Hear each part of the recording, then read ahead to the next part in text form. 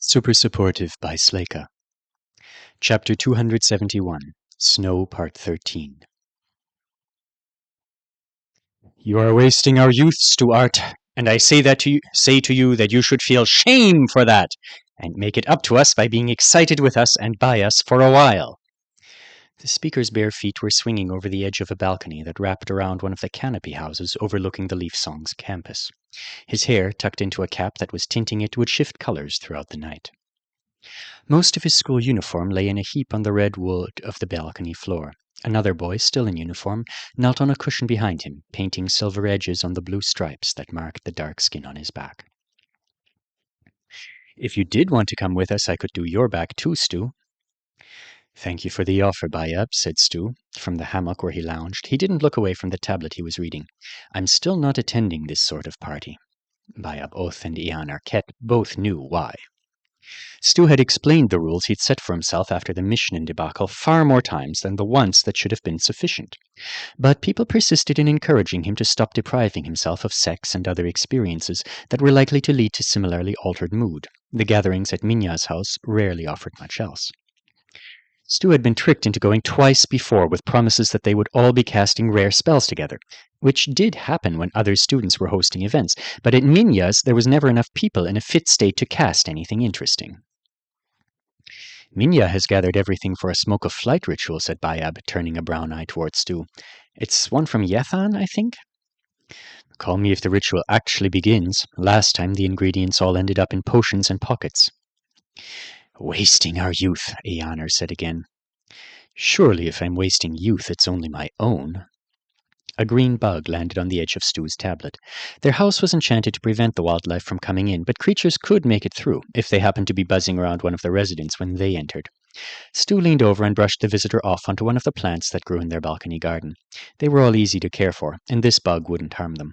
More senior students were required to keep more temperamental plants alive. Roden will be back from Earth eventually, said Eonar, and our work will double because of it. We have to live in pleasure while we still can. Maybe he'll stay on Earth, Bayab said hopefully. Maybe he'll die there, said Eonar, touching the tattoo on his stomach that had been there ever since they'd gone with Jel Nor and the others to summon the Michelin. Everyone else's parents had allowed them to remove theirs after the contracts with Roden were ended, but Eonar's mother thought keeping visible evidence of bad decisions they'd made that day was a lesson for him. If he got the tattoo removed, she'd stop paying for non-essentials, and he was someone who enjoyed more non-essentials in a day than most people could find time for in a week. There was a new necklace made of solar jewels collecting light on the balcony table, and he'd been interviewing an engraver because he wanted a dissection blade he hardly ever used to be decorated. Do you think he's trying to do something nice for the human who almost died, and that's why he's taking so long? Bayab suggested. If the humans spoke in his favor, would they restore his title of distinguishment? Of course not, said Eonar. Perhaps if Roden came close to losing his own life in pursuit of something worthy. You need to learn a little about how these things work if you want to be more than a lowly graduate of a good school one day, Bayab. Worley Roden has so much wind against him he can barely keep his skin on. He'll have to come up with something shockingly brilliant just to take the next step forward, but even geniuses can't have endless breakthroughs. Eonar looked over his shoulder to Stu. I bet that Riebit knows how not to waste his youth. After he survived something like that, don't you think his friends must still be holding parties in his honor every day? Stu didn't know how to respond to them bringing up Alden like this. It's a natural progression of their thoughts. The Michelin, Roden, and my refusal to go with them to parties like Minya's are all related to each other and to him. But Stu was currently looking over his notes on skills and thinking about Alden too, in such a different way than his housemates. Did your family gift him with something in addition to the commendation from the quaternary? Is that something you usually do? Eonar asked. It would be shameful if any avowed commended by one of our knights had an unmet need, said Stu. Eonar frowned. So you only look for unmet needs instead of giving extravagances? What reason do you have for being disappointed in that? Stu asked. The matter of rewarding Alden had been changed by Stu's relationship with him anyway, and if Eonar knew more, he would surely think that the meeting of Alden's needs had already entailed extravagances beyond whatever he was imagining them giving. Aunt Alice had spent some of the mother's favor on him, and while obtaining Yenupezeth's healing had cost Stu almost nothing, but, well, just a request, there was almost no one else who could request her service and be as sure of receiving a yes as he had been. There was also what Stu was reading on his tablet right now. Guardian of Gates was a skill currently being used by 2 knights who'd had it modified in slightly different ways prior to binding it. Alden was going to love learning about it. The inspiration for it was an older skill called Faithful Guardian that Stu would study next. Tracing a skill's historical roots wasn't necessary, but it was one of his preferred ways of encountering ideas that were new to him. I wanted to give the human something the next time I saw him, said Eonar, but it'll be strange for me to do anything if your family hasn't given him a gift. Stu let the tablet fall to his chest. When do you expect to see Alden again? Whenever Leafsong summons him again, of course. Bayab had just painted the last silver line on Eonar's back, and he was putting the cosmetic brush back in its cleaning case. That's right, they'll want to summon him for something, won't they? It's difficult to place an avowed like that, Eonar said. Obviously he won't work anywhere near Roden, but if they don't get him back here in some way, it will reflect poorly on the school. He can work at a server at parties like last time. He might do work for someone higher up than Roden. The libraries could use his skill, and the school could make news of him being trusted to move one of the great rarities. What makes you both think he wants to come back here after everything that happened to him? Stu demanded. If he never comes back, it'll seem he blames Leafsong for something, Eonar said, standing and stepping over to the table to check his necklace. Do you think he might use a refusal? Why? I suppose they won't risk that. Maybe they'll have him come for something fun. As a guest. He's my friend. Someone who wouldn't want to be used for the school's sake like that. He's someone who has his own school to go to, and if he wants to avoid Leafsong, he shouldn't need to use a refusal for it. Alden might actually like moving a great rarity for one of the libraries or the museum. Stu had to be careful not to refuse on his behalf out of a sudden alarm at the thought of him being here, subject to people much more offensive than Stu's housemates. What if he's summoned while I'm away? If he came to a party here on campus as an honored guest of the school, you'd have no choice but to attend, Eonar laughed. Maybe that's how we'll get you to grow your hair back out. Alden could call on anyone in my family for help if these people treated him with disrespect, but would he? Stu had gotten to his feet, but there was no place to go that would fix the disquiet these two had caused. He looked down at the box he'd been carrying around all day. He'd given it a very weak enchantment for silence. He wished he could put a stronger one on Eonar and Bayab as they chatted about how delightful Alden had been at the party Stu hadn't attended during entrance exams. He took everyone's gum, but he never showed up at the real party afterwards. I think someone should have explained it to him. Did you ever see what he wore? Stu? That! Yes, that! Did someone already show it to you, Stu? Maybe it's still here somewhere. We'll have to add his commendation to it if he wore it again, wouldn't we? With all the transmogrifier embroidery. Stu? He is a serious person, Stu snapped at them both as Bayab sent him a video of Alden garbed as an accomplished wizard with several of the same marks that Kalasa was entitled to wear for her mastery. He also had wings and fangs, and he was using his skill to amuse inebriated people with special effects drinks. He earned my aunt's commendation for saving a child's life, nearly at the cost of his own. He doesn't belong on a costume, and he doesn't want to do tricks with his skills for you all. Bayab winced. I wasn't disparaging Gian Ali's art. I promise I wasn't. Eonar looked intrigued. You've spoken to him since he returned, enough to know such things. Stu had avoided talking about the friendship he and Alden were weaving with these two and the rest of the students here. Keeping precious truths to himself was the only way he knew of, to ensure that the thoughtless gossip in this place wouldn't keep him at war with his temper. Bayab was so worried he'd offended Alice that he provided a good answer to Eonar's question before Stu had to. Of course Stu must have spoken to the human, avowed Alden, since his family is seeing to the avowed's needs. I'm sure they've been thorough and proper in every way. Eonar huffed and returned his attention to Bayab. Why are you like this? The Art family will not take some antiquated form of revenge on us if we annoy Stu. He's very easily annoyed. They must know that. My ancestors were brutal in their vengeance, Stu said. Are you sure you should risk it? Eonar brushed his hands together and bowed mockingly. He is trying to be friendly. Stu had lived with him long enough to recognize it. He'd even invited it with his own sarcasm just now. But the thought of Alden coming back here to Leafsong and maybe bowing to Eonar unmockingly was such a weight on his heart that he almost wanted to kick his housemate in the face. He bent to pick up his box instead and reached into the hammock for the tablet. You're leaving? Eonar asked, rising. Because I am busy. At least tell me how my back looks. Better when you're upright. Eonar followed him inside with Bayab trailing after him, and for absolutely no reason they stood there watching Stu put on shoes while they enthused about the smoke of flight ritual they'd never get around to tonight and the stripe paint.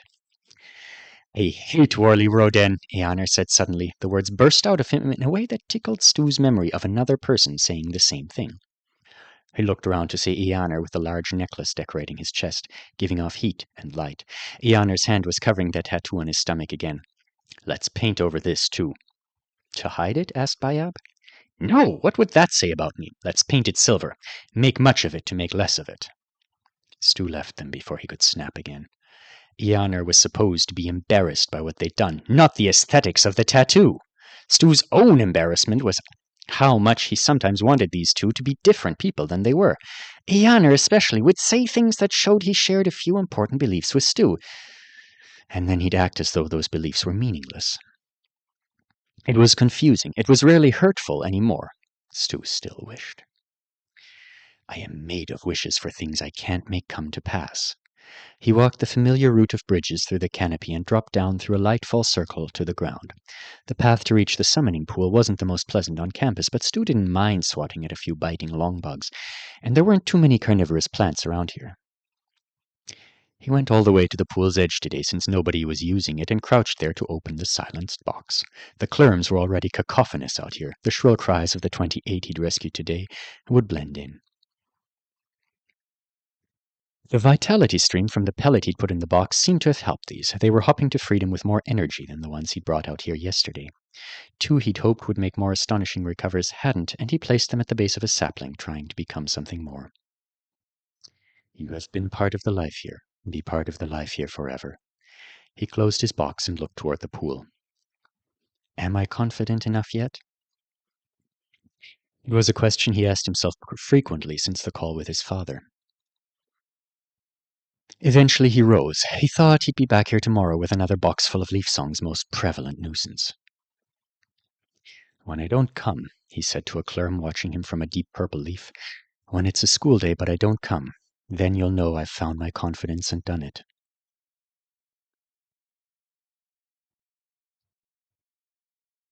Alden arrived very late to the snowball fight. It was almost halfway through, and the gym was so loud with the sound of students cheering, stomping, and laughing their heads off that he could feel the noise in his body, like it was washing through him, uncramping what the day had tightened, and propelling his legs as he headed for one of the higher bleachers. With most of the school gone for the holidays, it was no surprise that they were only half full, but the enthusiasm of the crowd made this feel as alive as a packed house. The event was called Superhero Snowball Fight, but Alden hadn't realized the faculty and guests would be wearing their superhero outfits over their gym suits. They looked cool. Lady Saleh, her old white ghost in gear blending into the flurry around her, phased out to avoid a truck-sized snowball shaped by Luna Plim, and then resolidified to swing toward the ceiling on a vine controlled by a man wearing a fern-patterned cape. Alden paused his climb to watch the principal take aim with an ice chunk that flew like a bullet toward Morris and Waker. In Little Snake's black and red fringe jacket, he was racing around the place fast enough to make speedster heroes have doubts about themselves. He laughed jovially as the ice missed and flung a snowball of his own with a wink that was shown on the floating displays. A moment later, Alden caught sight of Rahul, hiding behind Instructor Plim for safety while he packed a ball of ice into his launcher. He looks like he's having the time of his life down there, Alden thought, continuing his climb. Good for him. A long line of students in unitards waited on the bottom row of the bleachers, screaming to be chosen, which was why Alden hadn't bothered to grab his own suit. Price of being late. Being here will still be fun. He snorted at the sound of Jeffy bellowing, "Pick me!" with a desperation that was probably scaring superheroes who'd never met him before. The spot Alden chose was near the top, a little empty. He took a seat and leaned back, ready to enjoy the madness and the familiar faces wearing costumes he'd known since he was a child. Arjun's here, he realized. The brute wasn't currently on the floor, but he must have been just before Alden walked in because he was brushing snow off the nondescript burgundy suit he wore as his hero costume these days. Alden watched him briefly, a thought drifting across his mind about how it felt somehow appropriate to see Arjun on a day when he'd written a letter to his parents. Then the motion of Rahul raising his launcher to his shoulder caught his eye instead. "Go Rahul!" he shouted. Across the gym, a girl in a long yellow skirt was shouting the same thing so loudly that he could pick her voice out of the crowd. Is that the girlfriend he hopes will be more than a girlfriend one day? And there, a few rows above her, were Natalie, Hadiza, and Emilija. If Alden had thought to look for them when he first arrived, he would have gone to sit with them. Guess I still could. Rahul's ice ball shot across the gym toward the man with a fern cape and shattered against a vine as if the plants were made of stone. Just wait until Jupiter can do that, and she'll be even more trouble. Alden was smiling. Then a return snowball made it past Luna Plim, who was firing 3 at once toward Principal Saleh. It hit Rahul in the chest and burst apart. The right stiffened and fell backwards onto the snow that covered the gym floor. Alden flinched. He flinched so hard, before even understanding why he had, that he was momentarily perplexed by it. Only momentarily. Oh. He stared down at Rahul. Getting hit with a snowball is death for this game. Rahul sprang back up when his suit released him and waved goodbye to Instructor Plim as he walked off the floor. The instructor pointed at Jeffy, and he ran in so fast he skidded on ice and fell on his butt trying to get over to her. This way more people get a turn. It's nice. A ball hit a girl Alden didn't know, and she fell, her long black hair hanging across the white, while fresh flakes drifted down towards her. He flinched again. It's supposed to be nice. A boy, cackling, took a snowball to the face and tumbled into a fluffy mound behind him. He was instantly silenced, his body almost disappearing from view in this heap. This? The voices of the crowd didn't disappear. The game didn't stop, but for Alden, they did. Just as suddenly and with as little fanfare as those bodies falling, one by one, into snow. A girl wearing a reindeer sweater over her unitard. A boy whose axe cracked ice as it landed beside him. Sina Art looking into the primary's eyes in the moment before she collapsed. They all fell together, though they fell worlds and years apart. Alden stopped flinching. He didn't look away. And always have light, he thought as Klein was taken down by a combined attack from the principal and Little Snake. Can't fight every darkness. Jeffy's body slid across the floor. Rahul was climbing the bleachers toward his girlfriend. There's more than one way to live a good life. He saw Ella Clara Thomas and her figurine taken down. Arjun was shaking his head from the sidelines. None of the doors are perfect. Some are easier, some are safer. There's not one where I don't lose something. There's really not. Just accept it, then choose what you're going to fight for. He looked to his side, where an Artonan boy might have sat if this were a different place, on a different day. I know what I can't lose after all. Alden watched the snowball fight. He didn't exactly see the same show as everyone else, but he saw a lot of the things he'd been looking for.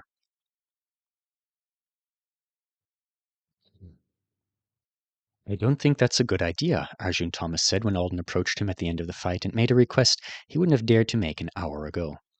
The man had visibly recoiled at the suggestion, as Alden had suspected he would. It wasn't the end of the world if he refused, but Alden wanted this favor, and he was considering the possibility that he might never get a chance to ask for it. He was willing to push some more, even in front of Alla Clara, who was listening in from a couple of steps away. Arjun had introduced the B-rank figurinist as his sister. Alden hadn't made the connection before. Thomas was a common surname, and they didn't look much alike. You didn't think me coming to school here was a good idea either, Alden said. It was unexpected to get an evaluation from you after combat assessment. I didn't know what to make of that. But here I am, doing well in MPE, and I'm not asking you to hit me with the pain setting cranked up to 100. It can be at 0. Faculty members have hit me this term. I didn't start sobbing or anything. Then why ask me?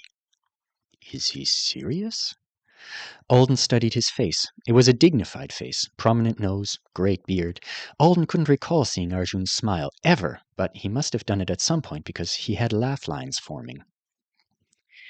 For the same reason that you don't want to say yes, Alden said. There's a thread of something awful connecting us. What happened is history. It's over. But still... Arjun looked so uncomfortable that Alden wondered what people filing out from the gym thought they were discussing. You don't have to, obviously. I wouldn't have bothered you except I really want to know how strong you are. Your strength has had a major impact on my life. There was no way to explain it that sounded very logical, so he might as well be honest. I'm an avowed 2 now. I have shielding magic. I'm worried I won't get another opportunity like this. Please, hit my shield just once. I promise not to be weird with you about it afterwards. Arjun shook his head. Alden, I don't think... What? You'll hit me and every other kid at this school, but not this guy who actually wants your help with his training? Ella Clara said suddenly. She crossed her arms, and beside her, the figurine did the same. If you don't want to give him special treatment, fine. But it sounds like you're giving him negative special treatment. Did you actually become one of his evaluators? He did, said Alden. I'm not mad, and he doesn't owe me anything. If you were a regular student, he'd just refuse or give you some pointers, not talk to you in this sad tone about why it's not a good idea. It's fine. I knew it was a big ask. He should... I can answer for myself, Alden said so crisply that it almost had to be a response to the comment about his tone. Alden, go put on your suit. Alden felt his brows lift. We'll wait until people finish clearing out, so Arjun cleared his throat. Take your time. There's no rush.